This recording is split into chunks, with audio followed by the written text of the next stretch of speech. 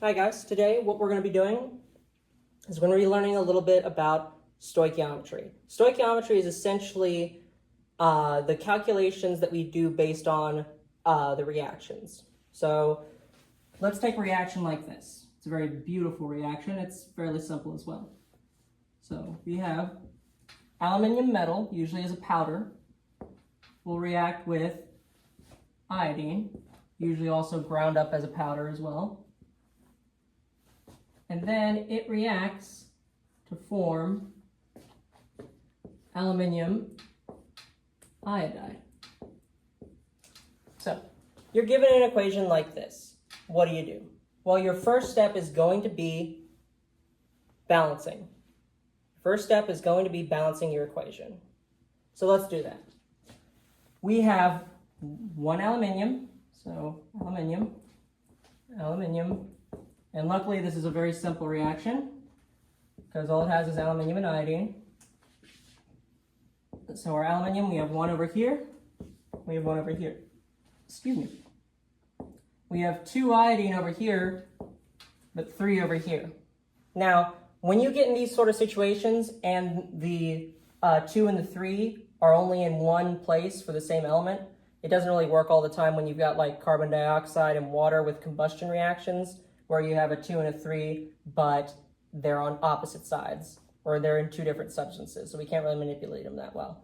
But in this case, they're by themselves on both sides. So what we can do instead is we can say, okay, if there's a 3 over here, we can multiply it by 2 to get 6.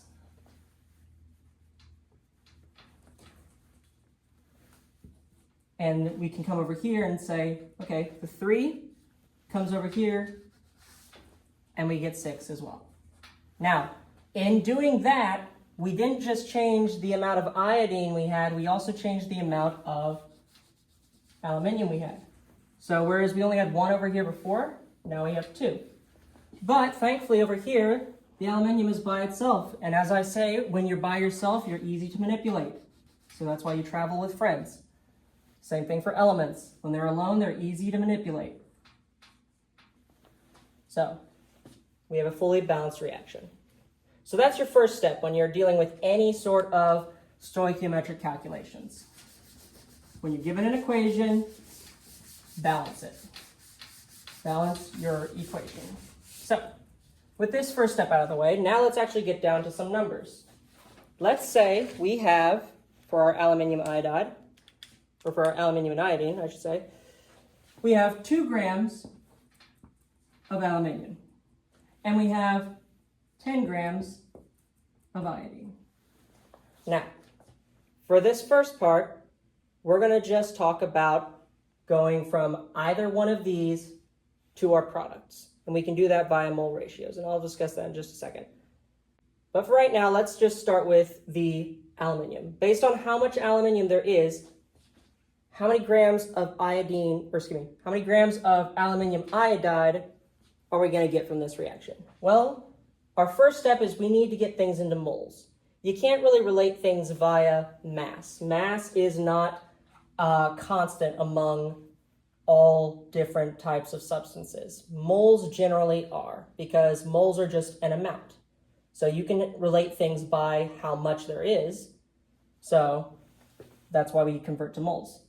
And how do we convert to moles? Well, our number of moles, which we denote as a lowercase n, is the mass divided by our molar mass. Molar mass we denote as a capital M or capital M, capital M. Either one works. So we need to do that for aluminium. So let's do that calculation first and foremost. Let's first convert to moles.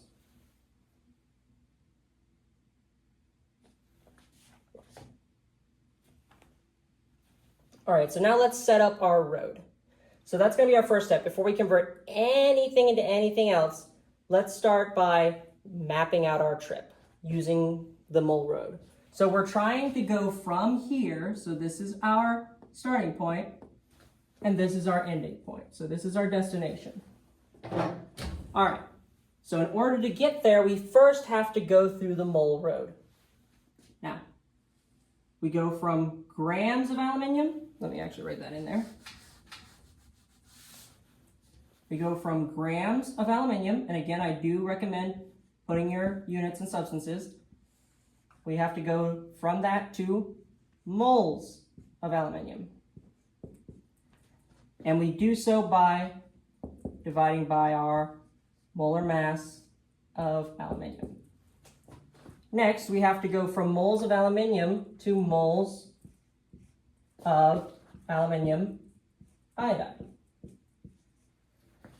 And we do that by using our mole ratio. Now, our mole ratio is always going to be whatever we're going to over what we're coming from.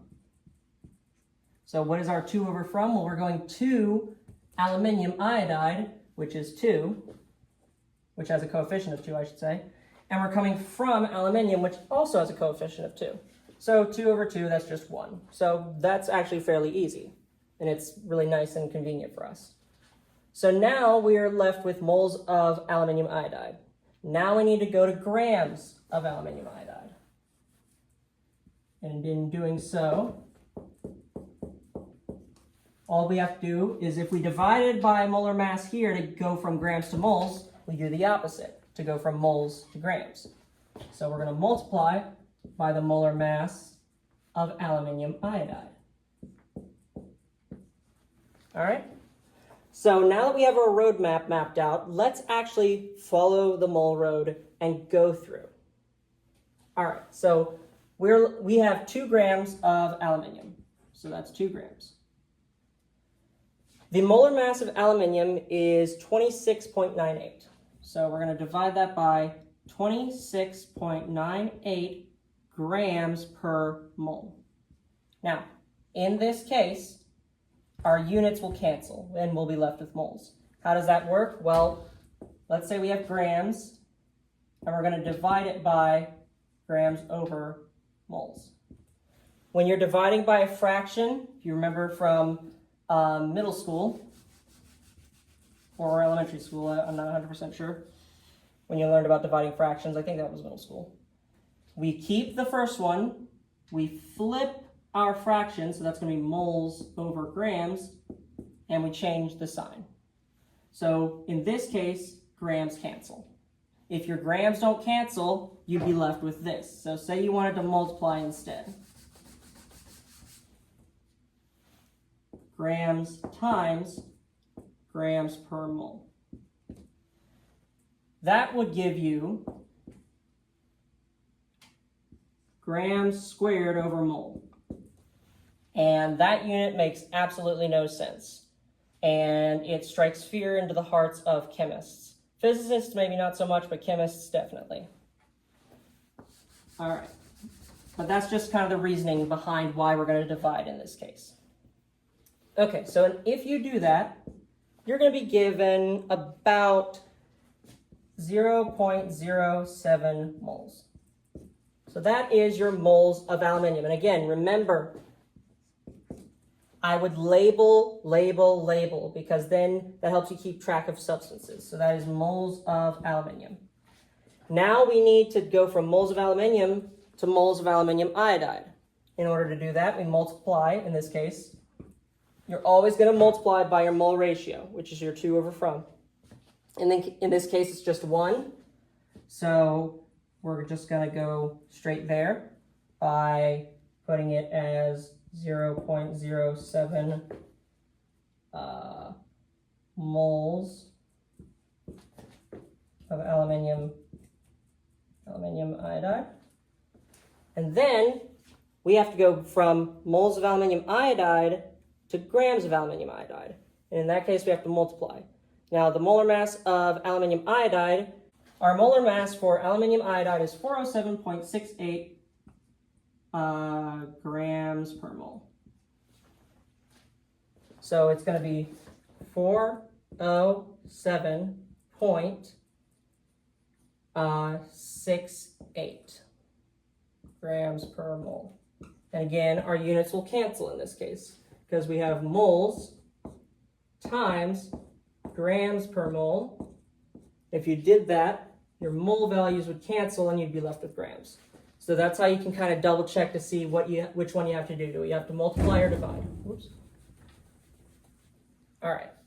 And then if you do all of this, you should get 28.54 grams of aluminum iodide. Bye, have a great time.